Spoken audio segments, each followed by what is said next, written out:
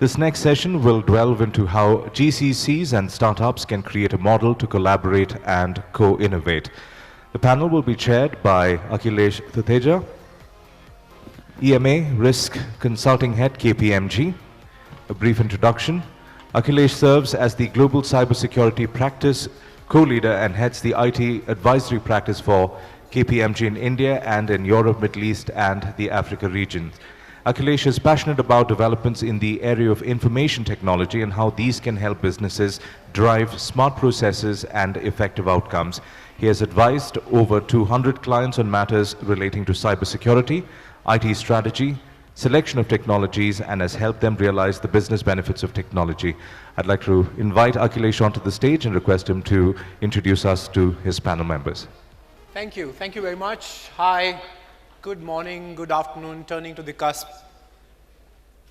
I'm not sure if I'm able to see everybody in the audience, but looks like there's a video wall of lots of heads here. Good morning. Good morning.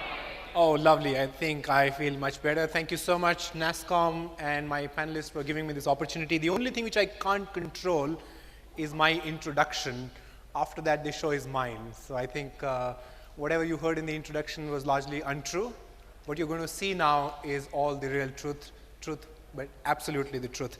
All right, I have the pleasure of inviting some of my absolutely brilliant and eminent panelists on the stage. So if I could invite Vijay, Prabha, Amit, can you please come onto the stage and join us here?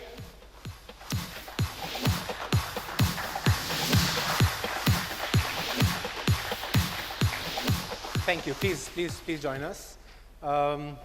I'm going to give you 30 seconds each to introduce yourself the way you want it. So Prabha, we can go with you first. All right. Hello all, I'm Prabha. I'm representing the innovation department from SocGen. SocieteGenerale globally has a large presence in India and Romania as a nearshore center. So I head the innovation center for India and Romania. Thank you. Hi, I'm Amit. I represent Swiss Re. So those who don't know, Swiss Re is one of the largest reinsurance company, over 155-year-old of history. So we have a global business center at Bangalore, which is focused on, which is more like a microcosm of entire Swiss Re group. So looking forward to the panel discussion. Thank you, Amit. Vijay? Hi, I'm Vijay Nadadur. I'm the co-founder and CEO of SocieteGenerale.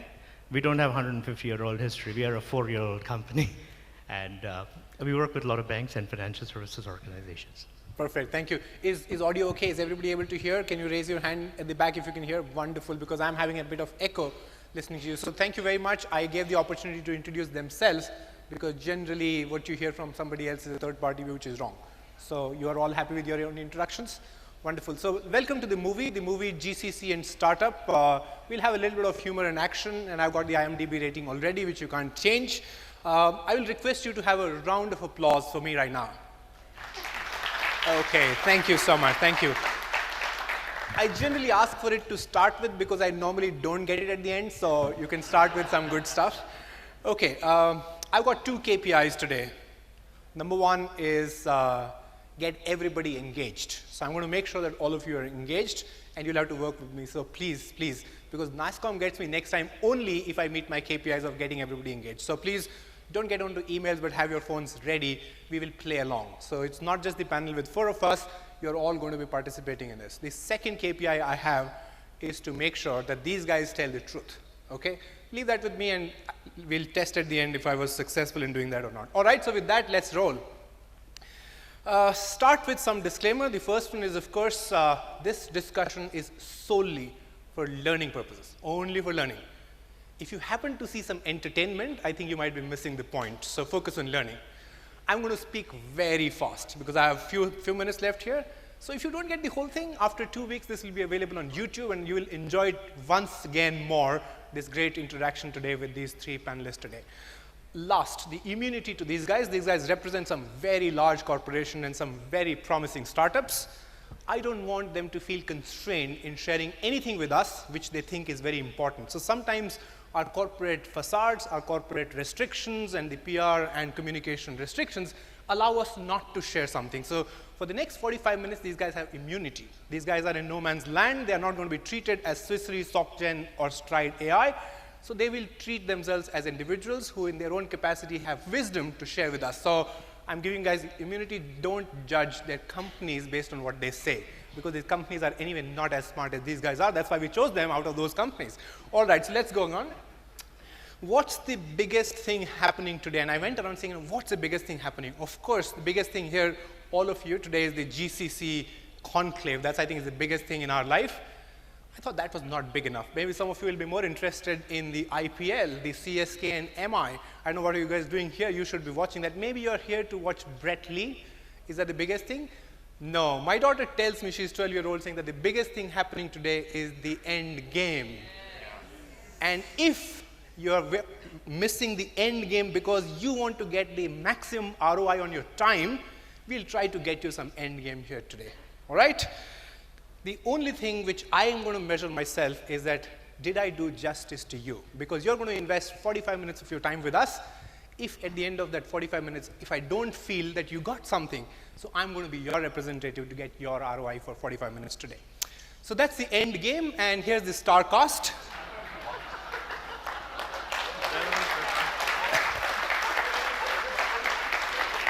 Thank you.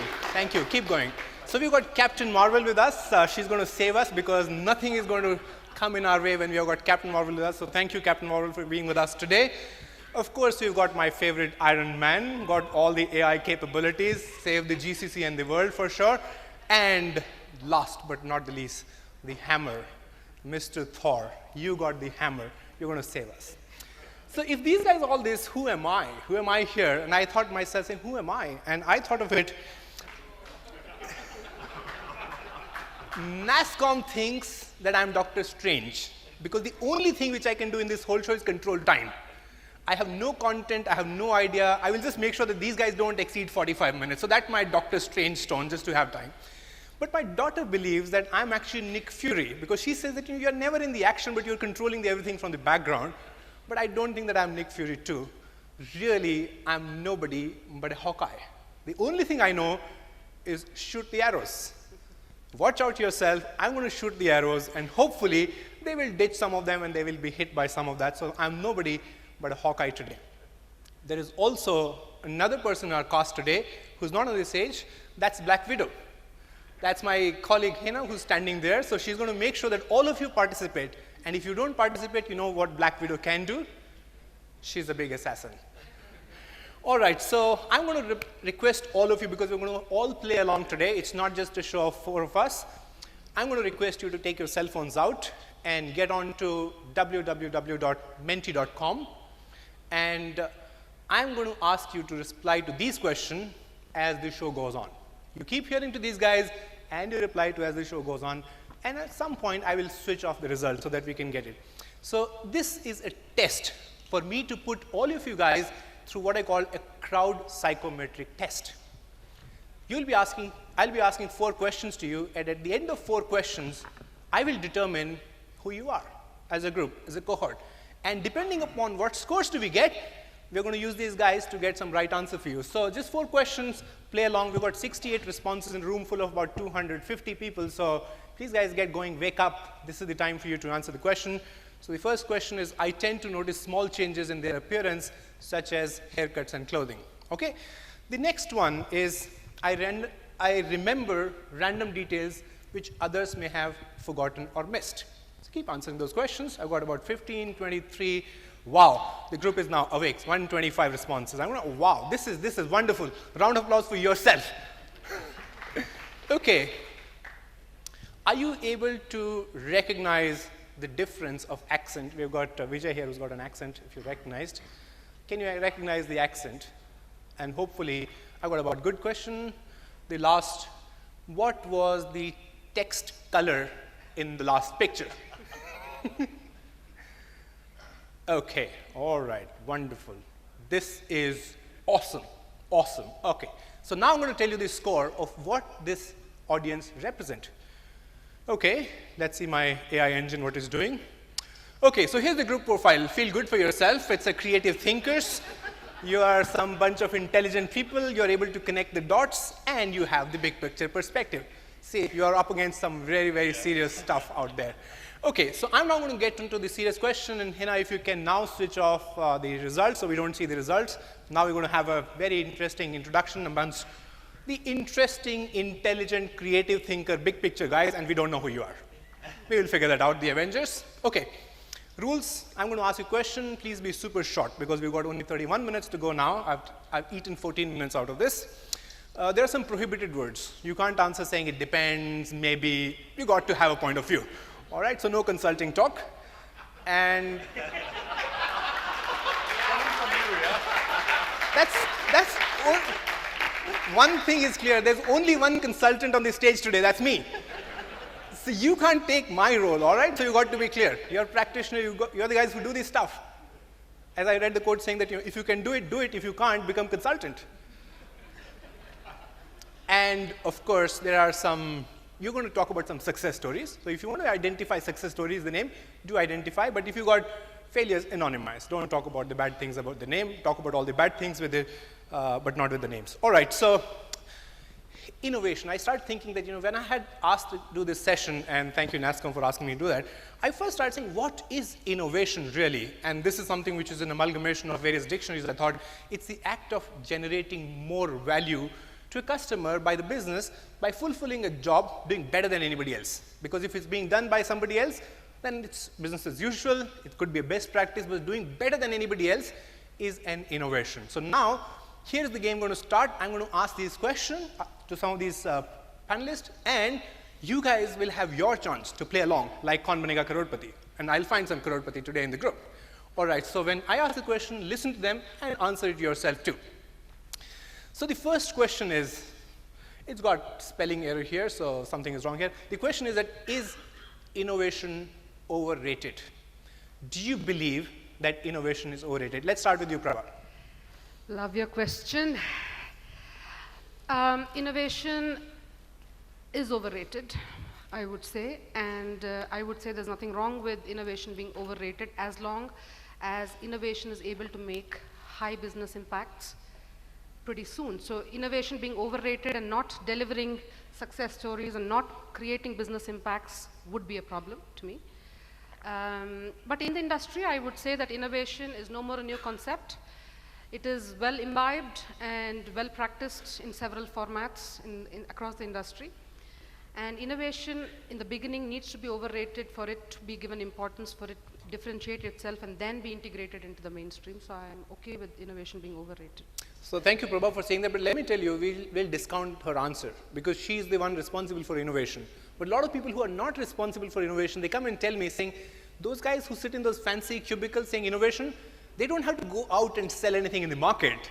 So these guys are overrated. They get paid for doing nothing. They have got no sales target, nothing. We are the guys who are struggling in the market. So let me ask a business guy here. So Amit, do you think innovation is overrated? Well, in my previous role, I was heading innovation. Oh, conflict of interest. No, so I believe innovation is a strategic priority. Yeah, it has to be for any organization, but it cannot be an overarching theme. I mean, in the context of GCCs, we are here for a purpose, right? And if we are saying that there has to be no distinction between enterprise and GCC, so we have to trigger business impact. We have to demonstrate thought leadership. And when you're doing that, it can be done through technology, it can be done through your expertise roles. So technology is more of like an enabler. But innovation is more from a mindset perspective. So I think that distinction also needs to be made because sometimes the lines actually get blurred between that. So you got two words saying, yeah, it's strategic priority, it is important. It certainly isn't as overrated as I would have thought from outside. Vijay, you're in the business of innovation, looks like. So is innovation overrated by who? For a small startup, if we don't innovate, we die, right? So it's definitely not overrated. It's almost existential for us. Perfect. For larger companies, I am not qualified to answer that. Oh, so he's saying only small companies can innovate. The larger companies are the elephants who can't dance. We'll get there. Okay, the next question I have, and again, I'll start with you this time, Vijay, is there's also a belief that the ROI on innovation isn't as positive as one would have thought. If you actually could collect all the cost of innovation, all the big companies are investing dollars and time, and if you were to say what came out of that, is it really positive ROI? So again, I mean, this depends on the companies and the regions. So again, I'm not using the defense argument, but the point is, in GCCs, if you do not deliver value, if the ROI is negative, do you think something will sustain for 3 years, 5 years? Probably not, right?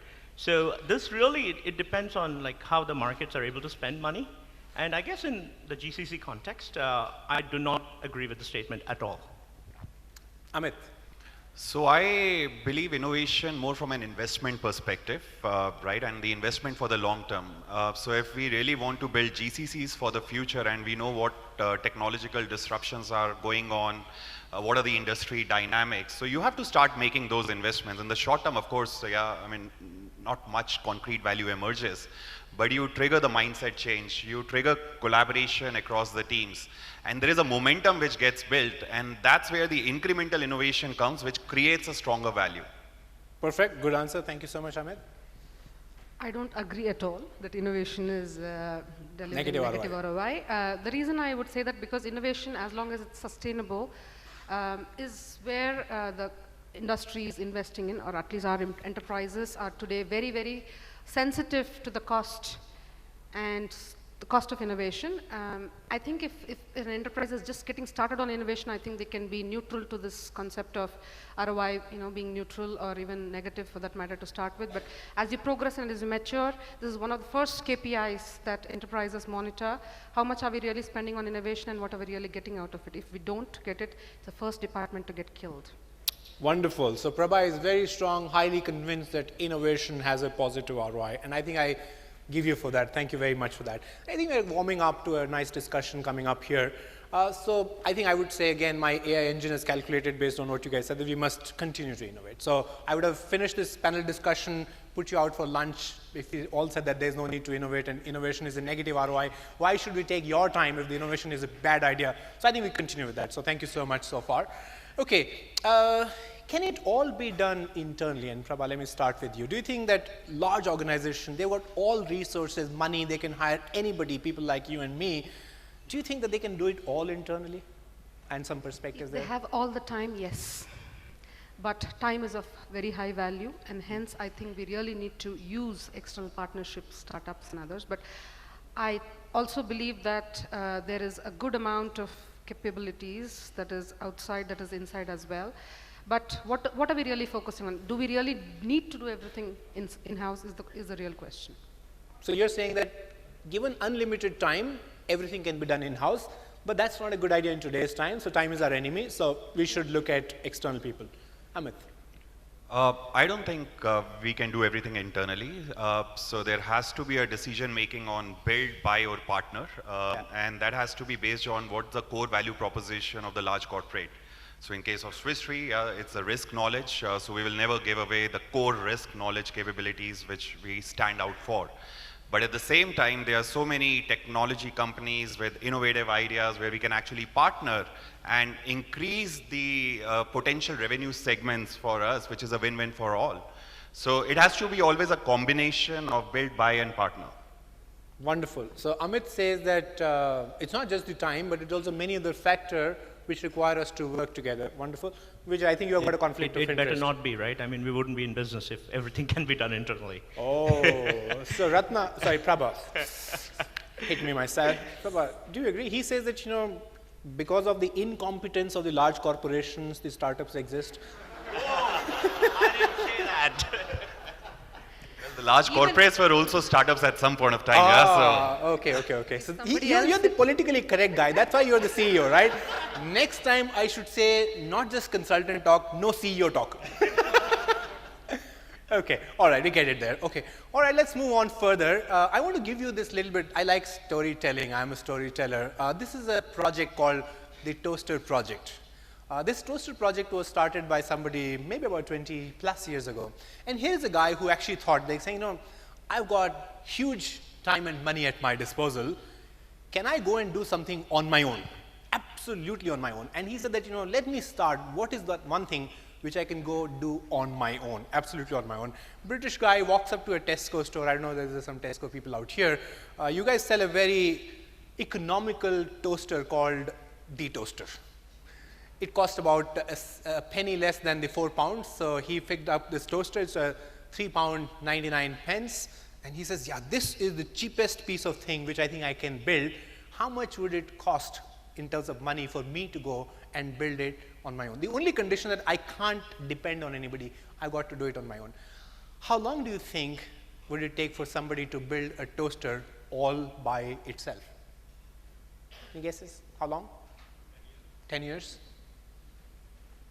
10 years, anybody more? 6 months. Okay, so he actually first dismantled the poster and he says, let's take it apart and see what parts are there. So the first thing which he encountered was the plastic body. Now, how do you make plastic? Plastic is a hydrocarbon. So the source is you got to go and dig some oil somewhere. And he says that you can't go dig some oil, we got to explore oil first. So he started an exploration business saying, I'm going to go around the world, find out where the oil is, dig the oil, turn that oil into a hydrocarbon polymer and turn into a plastic and then take it to a foundry and a body will be ready. So that's first part. Then he says, what's the second part? The second part is steel. How do you get steel? You get steel with iron. How do you get iron? You go mine iron ore. You now know where are the reserves of iron ore, so you don't need to explore, but you got to go mine iron ore. Nickel, there's cadmium, there are so many parts. So he actually back calculated and says it will take about 376 years for somebody to build a 4-pound toaster if the only condition was that we will do all by ourselves. So I just want to kind of rest my case here saying it's hard to do everything on my own. So let's see here, if we have established that we can't do all on our own, should GCCs really work with startups? Because startups have their own ways of doing things, they have a different DNA, they have a different thing. So Amit, I'll start with you. So I think it's a spirit of collaboration and partnership. So when we are pursuing innovation, for us, there are 3 components, capabilities, co-innovation, and mindset. And when we are talking about co-innovation, startup is like a critical component, right?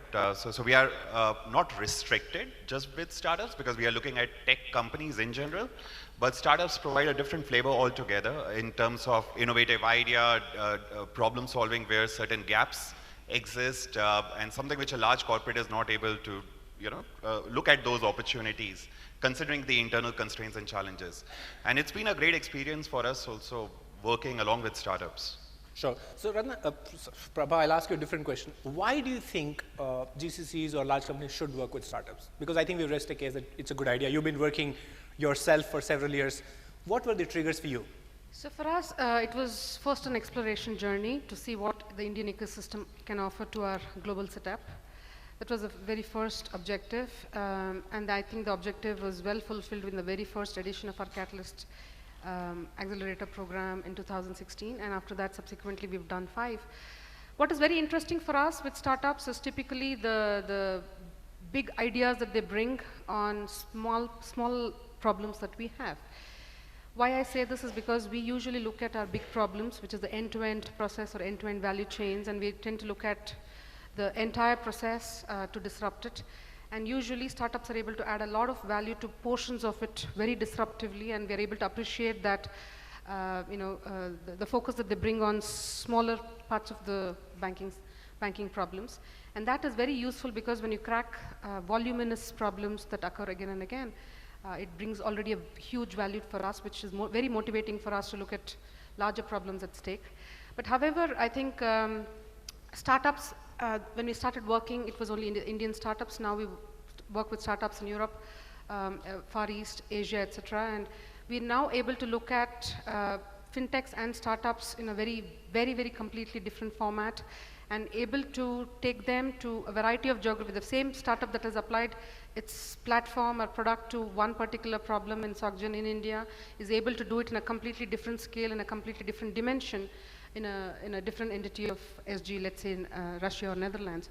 That is what we're able to appreciate, that they're able to take the same solution to a very different problem, and we're able to co-create such innovations. Thank you, Prabha. Actually, I like the answer more than anything else, since what you discussed is that there are huge pockets in which you can get better advantage. You said time, value, and many other things. And I do want to highlight, she will talk about in her experience, the number of startups she's explored and worked with. I think we will all gain from her experience. So if you could next time give us a little bit more color on that. Vijay, what do you think in your view? These guys are all buyers, you are the seller. So where is this, what's the sales pitch here? What do you think startups can do? I don't need to sell here or anything, but yeah, if you're SocieteGen, yeah, you should work as a startup. We would love to work with you because we've been very successful in our partnership. But it's not always you succeed. We have had terrible experiences as well. I mean, I don't want to name a big financial services organization. They were like, hey, come out with a problem, give us a solution so that we can take it big. Come on, don't outsource your thinking, man. Be a little reasonable. Did you hear? Don't I'm surprised outsource somebody thinking. even consulted you for an accelerator Yeah, setup. I mean, I'm not the qualified guy, so that means they're really bankrupt. And one more big bank we worked with, months and months and months of investment from their side and our side. End results were, you're really good, but we cannot do anything.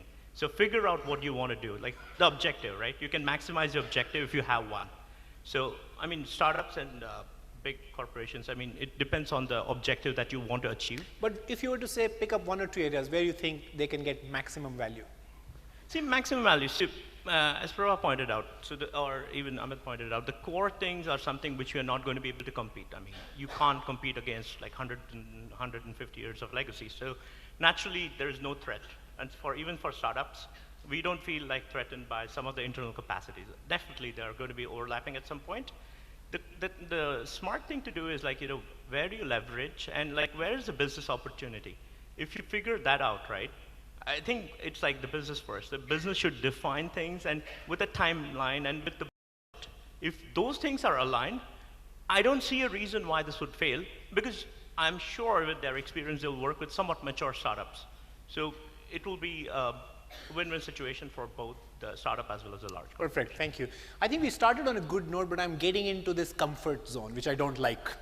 These guys are all saying pretty much, yeah, I like you, you like me, and we are a happy marriage kind of a thing. So let's break a little bit of nexus. You guys are doing a good job, 291 people still awake. So this is the quote which I picked up again. These Avengers said that, a man can accomplish anything when he realizes that he's part of something bigger. I think the startups feel the same. But if somebody was objecting to this man statement here, I am a very inclusion and diversity champion in KPMG, I want to tell you that women can do it anyways. So they didn't need to have been part of a big thing. So let's see whether the startup and this is kind of working together very well. I just picked up, it's like kind of like a marriage. There are some great examples of people who've lived. This is a couple which got Guinness record of 81 years of marriage. And there is, of course, a 55 hours of marriage as well. Now, of course, there are many reasons why marriages fail and succeed. I'm not a marriage counselor by any stretch, would never like to be, given my track record where I am with it. Okay, all right. I've got a very happy marriage, by the way, for you to know. Okay, I think one cultural differences which you can see here is a Japanese couple versus an American kind of thing. So yeah, you get the point which I'm saying. So if you're working with a Japanese GCC versus an American GCC, I think I just want to kind of... Thank you, thank you. Okay, I show that not only just people are on phone, they are also talking about it. Okay, so I had some very interesting thoughts here, but the time is running out. I've got 14 minutes to go, so I'm not going to give you this very interesting story which you're going to miss out for sure. But here I'm going to take a different step, and that's where I want to break the nexus a little bit. I think we generally hear good news. And of course, when people are here, they become even more benevolent. So all this stuff which comes out, this is like that Vikramaditya chair, which never says anything bad kind of a thing. But I'll tell you, the generally, in my view, why I don't like some of these kind of panels, and let me just break a little bit of the nexus here, is that we generally hear success stories because 97% people believe that when they got the ugly selfie, they didn't post it. I'm not going to do a poll here because here the answer could be different, but this general thing that, do you ever post a bad selfie? But you take bad selfies, right? So that's why the bad news doesn't normally come up to real thing. We'll try to kind of stretch these guys a little bit. Also, self-praise, and social media has given us a great platform to express ourselves, and luckily Facebook does not have a dislike button, but otherwise it would be different. But because the like button, it said that, a 10-minute of social media, and especially if it is about the self-praise, can give your toxication level as high as 13%. So that's another advice I'm going to give you. At least keep 10 minutes for yourself, despite the 45 minutes we're going to take here. The third one is that the good news gets really amplified. So if you were to actually look at, this is the tweet, which is the most retweeted tweet in the world, 4.7 million retweets, because somebody wanted to give away 100 million yen. So I think if you tweet it more, you get it. So I think that's another. And last but not the least, the good news travels faster. It doesn't happen only in the movie, it happens in the real life too. So with all of that, I hear lots of good news. And I'm kind of sometimes saying, am I kind of blocking my ears to something which isn't as good? So we are going to put these guys saying, good news we all know. Okay, we have great stuff. We are interested in two things. One is, what's not so good? And of course, that's not about you. That's about somebody else. So let's talk about somebody else's not so good stuff. And second is that if it is good, let's talk about what made it good. So we're going to get to some of these stories here now. I'll kind of skip here. So this is, before I give you the story, I interviewed a couple of startups saying, what's worked for you? And this is coming out of a frustrated startup's experience of saying how the marriages between the startup and GCC worked out. He actually told me saying that, I don't know how many of you know, there's a poet called Surendra Sharma. He had said many years ago that, actually he said about startup, he says, startup and GCC marriage is like ki ek cycle ka tire or ek tractor ka tire. So. He just called you a cycle tire. I hope you know it. More agile, more agile. Sorry. If he looks like, I would love to be a cycle ka tire. Physically, I don't look like one, but I think, yeah, you are a cycle tire here. And he actually said that, it is also kind of an Indian wedding for startups and GCCs to work together. You got to have the parents to agree. I think the parents have to agree, right? If the parents don't. And not only parents, the whole, the leadership team and this and that have to agree. And then you say, oh, when is our next leadership team meeting? When are the executives coming to India? When can we showcase them this nice little startup we are doing, and blow it out of proportion of what great stuff we have done? So time it, 8th of May is my leadership team here. Can you do that then? And of course, as an Indian wedding, the guy who's the most irrelevant, adds almost no value, he decides whether you can and when can you get married. And I'm not saying this is not the legal counsel here, by the way, if you thought so. Okay, all right. So with this kind of an Indian wedding in startups, I'm going to say that, what? And this is where I need a little bit of creative thinking and perspective from you guys. And Amit, I'm going to start with you saying that, what do you think we should do to make the GCC and startup partnership successful? So go on with your long answer if you like. Sure. So I think alignment is extremely critical, and alignment in terms of what is the scope and what is the timing which we are looking at. Can I just pause you? This is also a question on which you can give your couple of words so that we will see at the end what do you think versus what do you think. Okay? All right, Fair enough. Yeah. So from a scope perspective, so when we are really looking at innovation between a corporate and a startup, so it cannot be boiling the ocean. So the scope has to neither be that narrow or that wide. Directionally, what are we able to accomplish within a time frame? I know startups are very much engaging with more of like a 3 to 6 month cycle perspective, and the realities of corporate are that it's more of a 9 to 12 month or plus, especially if you're actually working in a much more regulated sector, which is insurance, banking, where even you have to go through the regulatory approvals if you have to approve a certain product.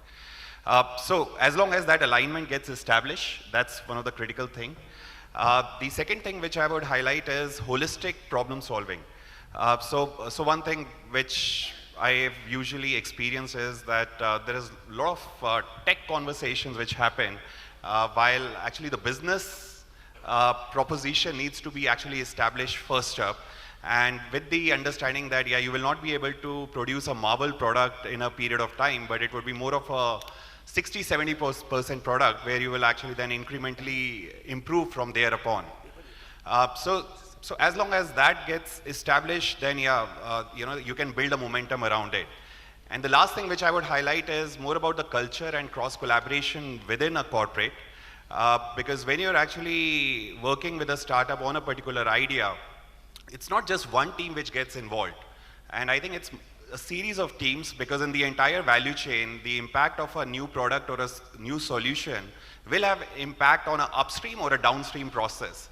So how do you bring these cross-functional teams together, align them on their thought and understanding that it's okay to partner on this solution, don't look at perfection and results, but yeah, let's partner and let's see how the outcome will evolve. Perfect. Thank you so much, Amit. I really loved that. And I've got 4 points here. Prabha, would you like to go next? Yes. So I will probably split the answer into 2. So from a GCC perspective, there are quite a few things that we need to do to make this partnership quite successful. The first one is our ability to narrow down the real problems that we solve and be able to present the reality, the real picture to the startup. Giving them a false picture of the problem or the scope would be extremely detrimental for the partnership. So I would say really the RC book, the reality check would be very good from both sides. Number two is ability to really provide the right environment, infrastructure, and data to the startups. It's extremely important that when a startup comes to work in our premises or when we try to work with a startup, it's our ability to be ready. The readiness quotient is extremely important, that we provide the right problem statement, the scope. Sometimes it's beneficial to do the design thinking along with the startup to provide, to arrive at the right scope to work on based on capabilities of the startup, and then providing them, why would startups work with us? It's for the data and volumes and the expertise that enterprises have due to their legacy. So we need to provide that help very voluntarily, openly, honestly to the startup, especially the techno-functional expertise that the enterprises carry is predominantly more in-depth and wide, and sharing that with a startup is extremely useful from a GCC perspective. Now, coming from the startup perspective, it's extremely important that they state I would demand honesty from the startup as well in terms of their readiness of deployment of the platform. When we conduct interviews with startups, of course, in our experience now, we've met more than 70 startups. It's very interesting that we do interview startups, we see their product demo, etc. We do give a lot of importance to their startup platform or product being deployed in other banks, which is a big plus. So carrying the experience of for example, the domain and the sector and bringing that experience to the other banks is extremely useful. Number two, for me, the startups need to really demand and make their platform scalable very quickly. That is where we really struggle, because doing a proof of concept for 12 weeks or 4 months is pretty doable on both sides. But after that, taking it to production is a struggle on both sides, which is where I think we would also need startups to be ready to deploy resources, being able to take their platform to a scalable level, travel globally. So startups need to be ready for a lot more things to take their product to production with enterprises, and it's not an easy game. So we are able to do it 40% of the time, and we're not successful 60% of the time, and usually it's responsibility of both. Thank you so much. Thank you, Prabha. Good answer. Vijay, if you were to only give the perspective of what do you think GCCs can do? I'm sure you can do, you've done everything which you could do, right? So there is nothing for you to improve, but if GCCs were to do anything to make it successful? Yeah, it reminds me of that thing, right? There's a saying, when you throw bananas, you attract a lot of monkeys. So GCCs, you better pay up. If you throw bananas, you're going to attract monkeys. So who's the monkey here? I don't know. I really don't know. I couldn't tell that. But think about it. For a startup which has reach internationally, I'm not saying all of them, some of them have international reach. And we know what's the real market value. If you're going to ask at 70%, doable. But if you're going to ask at 1/10 of the cost, find some other startup. That's brutally honest answer. And it's true, it's happened several times. I personally know that. Not to us, because we've been very lucky to find SocieteGenerale, right? So still in production with us. I see the Mutual Admiration Society taking shape here. Right? Even in terms of readiness, so you define scope, everything is perfect, 12 weeks, the magic will happen as a proof of concept level. Literally takes 9 weeks to get the data. What will happen in 3 weeks? I mean, you burn midnight oil, you get something, you get things going. But again, I don't think it's a very smart way to do it. If they've done their preparation ahead of time, that's going to be more helpful.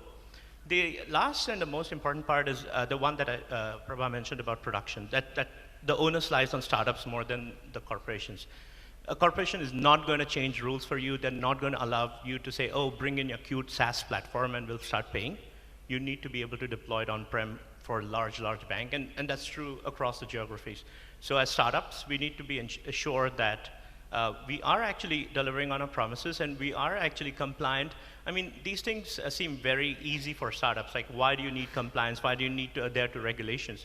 But if you desire or if you aspire to work with larger banks, you better follow the rules, otherwise it's going to be very difficult. And even from the GCC standard, they're not going to be able to help you there because they have to follow the rules. Perfect, thank you. I'm left with 3 minutes or less, so we're going to take up speed here. Short answer, what should we avoid doing? Okay, so I would say, if the mindset is fixed from both the startup and corporate, that's a disaster and it's a no match. So adaptability is the key because you have to curate a solution. It's never a ready-made solution. Totally agreed. I mean, things don't happen automatically. So SocGen really handheld us. I mean, I'm open to say that our business wouldn't exist had we not worked with them as a first customer. It's a fact. I've stated this many times in many interviews. So the hand-holding and like being able to adapt and go work and deliver something on a common objective, that really helps, and that's how you get started. Perfect, thank you. Prabha. Have the right expectation. To me, I don't think any corporation is able to use the startup platform as is. Almost it's a 70 to 80% customization, and I think we all have to agree to it, and the wrong expectation is to be avoided, that you take a startup and incorporate it in your production and everything works. Any of you would like to give one example of what went wrong in a situation because one of those ingredients didn't work? Anybody? Just one. Okay, so I can take a stab at it. So we were trying to work with one of the startups on biometric authentication, as an example. The data needed to come from another geography. So we worked with dummy data, of course, to start with, and the system worked beautifully with the data. So then, when we needed to work with this with this SG entity, which was in Europe, and then the startup moved over there to work with them for 2 months, the efficiency of the results dropped from 80% to 20% very quickly. And then we realized that the data that was provided in a dummy format doesn't work. So we should have provided the real data, but when the real data was provided, the adaptability of the platform completely changed, and which means the AI models needed to be completely rebuilt. The cost went 80% up, and of course, after that, the relationship failed for variety. Of course, there are a lot more reasons, but predominantly, I think we underestimated that particular business challenge. That's a good example. I like the example. So Vijay, can I give you a choice to share one thing which you think didn't work? Quite a few things. Of course, that was not with Stride AI. That was with one of your other colleagues. I'll at least pick one example where things didn't work. So we worked with a pretty large investment bank, and things seemed pretty well organized, well run, managed by one of the big 4 consulting partners as well. So things were very structured. Yeah, I mean, because it was structured didn't mean it delivered a lot of outcome. So we carried out literally 6 proofs of concept, and so did more than 10 or 20 startups. Nothing went into production after 1 year. Let's even begin with the argument that we are terrible and the other startups are really good, but none of them went into production. So that means completely lack of planning. I mean, setting wrong expectations, and always coming with a mindset, yeah, we have technical teams who are going to take a look at your solution and keep evaluating. Perpetual evaluation for 9 months, how does that help? So those are some of the things which we saw went wrong and should not be repeated. Thank you. So in your example, most things didn't work, but the big 4 did really work, right? No comments there. If it did one, work, it was suggestion to if it did not work, it certainly wasn't KPMG. And I'm switching off your microphone now. No, I'll tell you one thing, GCCs. Don't spare 80% of your budget for the consulting partner and 20% for the startup. Do it the other way around. Good one, good one. You thought I will not take shots at you. Absolutely, absolutely. My time is up, but give me a round of applause if you're okay for me to carry on for 5 more minutes. Wonderful, thank you. Sorry, Nasscom, we'll deal with it. So we are on last 2 questions now, and we're going to be super quick. What does success look like? So if you were to give a short answer, saying what if you achieve, let me start with you, Vijay, saying what if you achieve, you'll think, yeah, okay, because we'll never have a perfect world, right? So see, for me, for success of a startup, there are 2 key indicators. One, things going into production, it's a big deal for us. Second is repeating that success elsewhere. So going in production, repeating it itself. Perfect. Amit?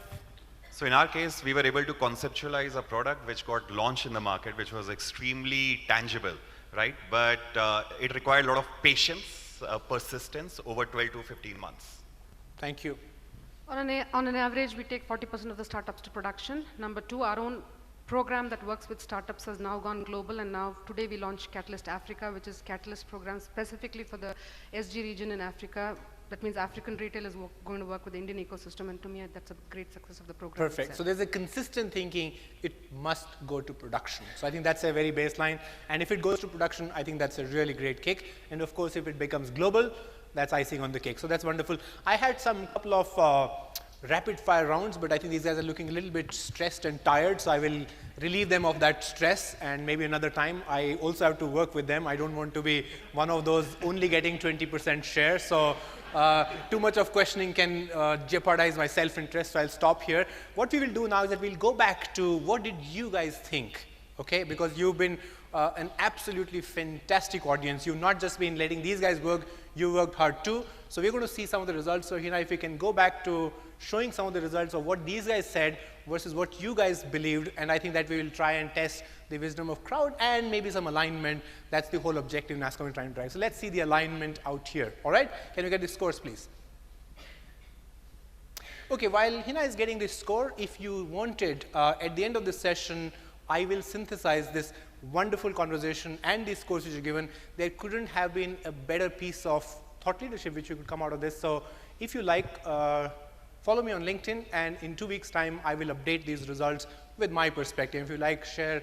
I'm sure many of you would also be connected on LinkedIn, but if you're not, that's my sales pitch a bit. Can we get the scores, please? Okay, so is innovation overrated? 60% people believe out of 303, so that's a statistically significant sample. 60-40, innovation is a bit overrated. All right, the next one. ROI on, that's really good. So 60% of the group feels it is generally positive, and 11% is always positive. Those are the people who work for innovation departments of the companies. Okay, the next one is, can it be done internally? I think that's a very interesting one. So it's only 11% who believes it can't be done. So that's true, I think, in my view. But mostly people believe that it can be done internally, and 30%. It's a mixed house, about 40% on either side of the fence. So I think this is a mixed bag question. The next one, Vijay, you got your job cut. 95% people believe that GCC should work with startups. So that's a wonderful job Vijay has done in putting his pitch together. Next one.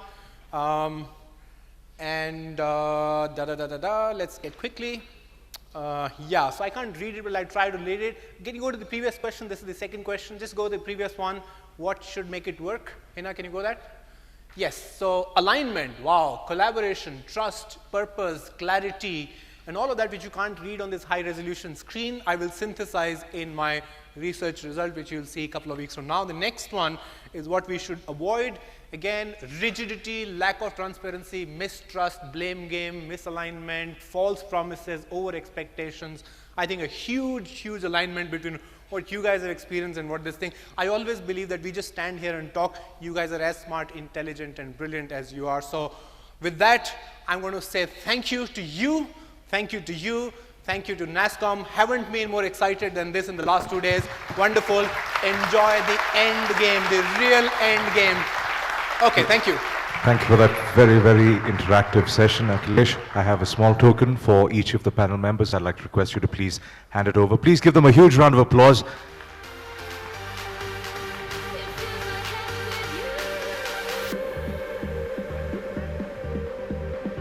Ladies and gentlemen, I'd like to request you to please stay back. We have just one more session. It's a 10-minute session.